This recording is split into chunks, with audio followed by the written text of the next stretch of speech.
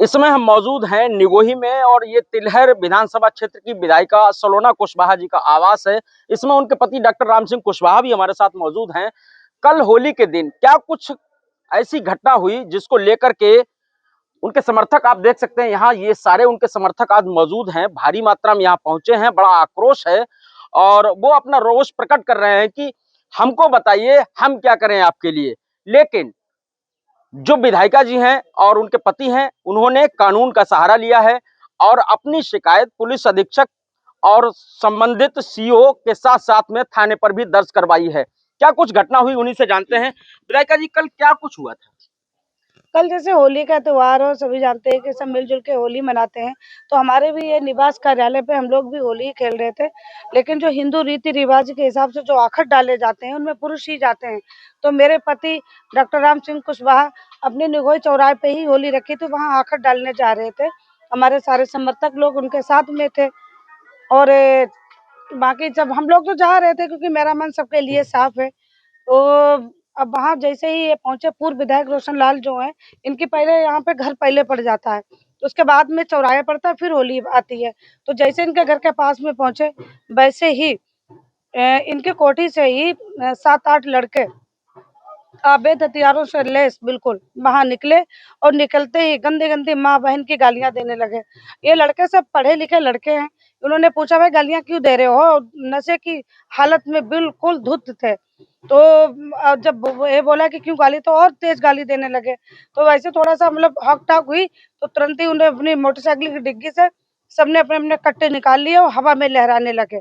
उस बीच जैसे जाना है कि अब हम गिर जाएंगे, तो तुरंत रोशनलाल की पूर्व विधायक जो यहाँ के रोशनलाल वर्मा हैं, उनकी कोठी में घुस गए जाके, तुरंत कोठी के दरवाजे बंद हो गए। इसके बाद जब ये सब हमें सूचना मिली, क्योंकि मैं अपने निवास पे थी, ये पुरुष लोग ही सब गए हुए थे, तो तुरंत मैंने यहाँ के कप्तान साहब को फोन किया, थाना एसओ को फोन किया और सीओ साहब को फोन किया। पुलिस आई, तुरंत ही मतलब उस पर संज्ञान लिया गया। अब जांच चल रही है। पुलिस की जांच चल रही, पुलिस आई, संज्ञान लिया गया, कानून का सहारा लिया, शिकायत दर्ज करवाई। डॉक्टर साहब भी हमारे साथ हैं, डॉक्टर साहब से जानते हैं। डॉक्टर साहब, किस तरीके से लोग, कौन लोग थे, क्या कुछ उन लोगों को पहचान उनकी हुई है और क्या कुछ हुआ था आपके साथ? क्या ऐसा भी सुनने में आया कि आप पे तमंचा तान दिया गया था? नहीं, हम तो सामान्यतः जैसे जाते हैं वैसे जाए, बगैर सुरक्षा के गए थे और हमें कोई मतलब ऐसा सुरक्षा का आभास भी नहीं था।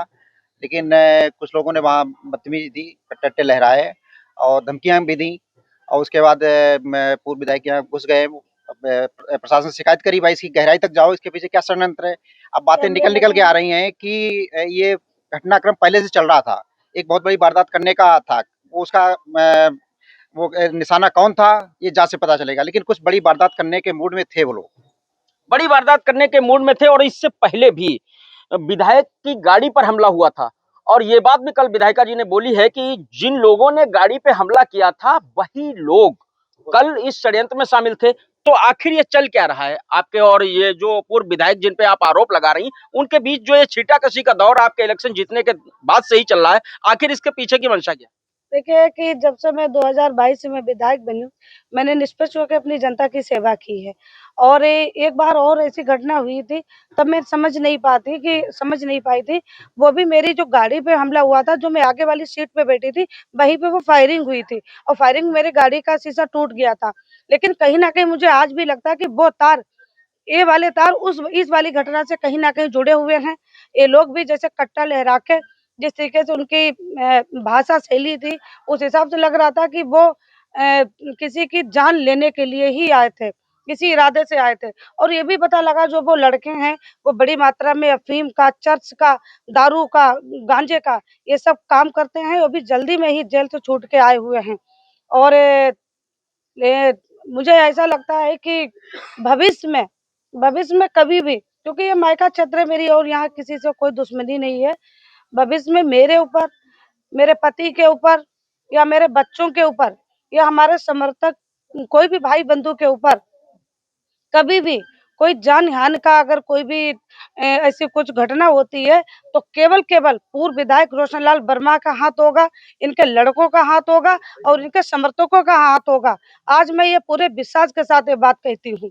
एक बात जो निकल करके सामने आई, आपने कहा कि वो अफीम, चर्च, गांजा जैसे मतलब जो अपराध हैं उनमें सम्मिलित हैं, उनमें शामिल हैं।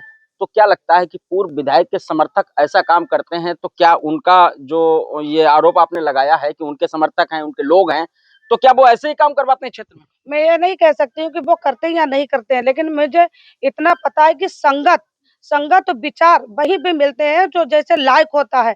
अगर एक कोई दारू पीता है तो उसकी संगत और उसके विचार दारू पीने वाले के साथ में होंगे। अगर कोई पढ़ा लिखा व्यक्ति होता है तो उसके विचार, उसकी संगत पढ़े लिखे व्यक्ति के साथ स्वयं वो वहाँ जाके अपनी दोस्ती कर लेता है। तो कहीं न कहीं मुझे लग रहा है कि ये तो पूरा क्षेत्र जानता है कि कैसे-कैसे पहले क्या-क्या हुआ था, कैसे दारू बेची जाती थी, कैसे अफ़ीम, गांजे, चरस का काम हुआ यहाँ पे। इन नए-नए बच्चों को दारू की तरफ कैसे ढकेल दिया गया और उनका पूरा ज़िंदगी ही बर्बाद कर दी गई। अभी मुझे सुनने में मिला कि यहाँ पे दारू की पेटियाँ भेजी गई होली पे, गिफ्ट के तौर पे। तो ये कहाँ की, ये तो बच्चों की ज़िंदगियाँ खराब होंगी। अगर हम जनता की मदद करना चाह ही रहे हैं, तो किसी गरीब बच्चे की फीस माफ़ कर दी जाए या उसकी फीस भर दी जाए, जिससे कि वो कॉम्पिटिशन में बैठ सके, पेपर दे सके। तो उससे तो अपने पूरे घर का वो देखा जाए तो अपने घर का पूरा एक माहौल चेंज कर देगा।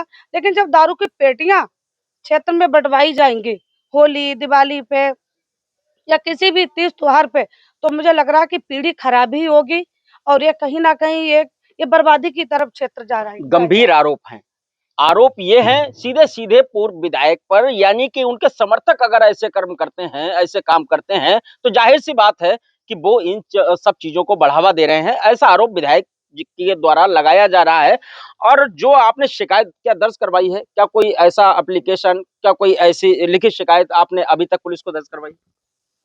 शिकायत पुलिस को मैं अभी बस अब कल तो यहाँ पे अपने शाहजहाँपुर में वो जो लाट साहब का जो हाँ। जुलूस निकलता है, तो कहीं न कहीं मुझे अपना इनका भी मजबूरी है कि सारी पुलिस जिले की वहीं पे लगी हुई थी और अब जाके मैं अपनी शिकायत दर्ज करवाऊँगी क्योंकि ये बहुत बड़ी घटना है और इस घटना को ऐसे हल्के में तो मैं नहीं लूँगी। इसके इसके वहाँ तक तो मैं जाऊँगी अंत तक कि इनका उद्देश्य क्या था? मतलब किसकी जान के लिए लोग आए थे मारने के लिए, तो मैं ऐसे चुप नहीं बैठूँगी, मैं जाऊँगी लास्ट तक। लास्ट तक जाएँगी, चुप नहीं बैठेंगी और कानून का सहारा लेंगी। अपने ये जो समर्थक इनके खड़े हुए हैं, इन समर्थकों से भी जब से यहाँ पर हम लोग पहुंचे हैं, लगातार विधायिका जी के द्वारा और उनके पति के द्वारा ये अपील की जा रही है कि नहीं, आप लोग शांत रहिए और हम लोग कानून का सहारा लेकर के और इसकी विस्तृत जांच करवाएंगे और जांच करवा करके जो भी इस षड्यंत्र के पीछे दोषी होंगे, उनके खिलाफ कठोर कार्रवाई करवाने के लिए प्रतिबद्ध हैं। हालांकि जो ये आम जनमानस यहाँ पहुंचा है भारी तादाद में, चूंकि होली का दूसरा दिन है और सब लोग होली मिलने भी आ रहे हैं, और जिसको सुनने को मिल रहा है कि विधायिका जी के पति के साथ ऐसी घटना हुई है, तो वो दौड़ा-दौड़ा इनके आवास की ओर चला आ रहा है। भारी हुजूम है, यहाँ पर समर्थकों में रोष है और विधायिका के पति पर इस तरीके का कृत्य, इस तरीके का हमला, सुनियोजित षड्यंत्र का आरोप जो लगाया जा रहा है, इसमें कहां तक सच्चाई है ये तो वक्त ही तय करेगा। फिलहाल पुलिस इस पूरे मामले की जांच में जुटी हुई है। शाहजहांपुर से TV9 भारतवर्ष के लिए अरविंद त्रिपाठी। अरे श्रीमती जी, कुछ तो सस्ता लो, बचत करो। नहीं श्रीमान जी, सब बढ़िया लो, रहने दीजिए। इसमें क्या खास बात है? थोड़े में ज्यादा स्वाद, यही तो है इसकी खास बात। वाओ मामा, क्या स्वाद है। अरे मेरे राजा, सबका राजा और प्योर मसाला।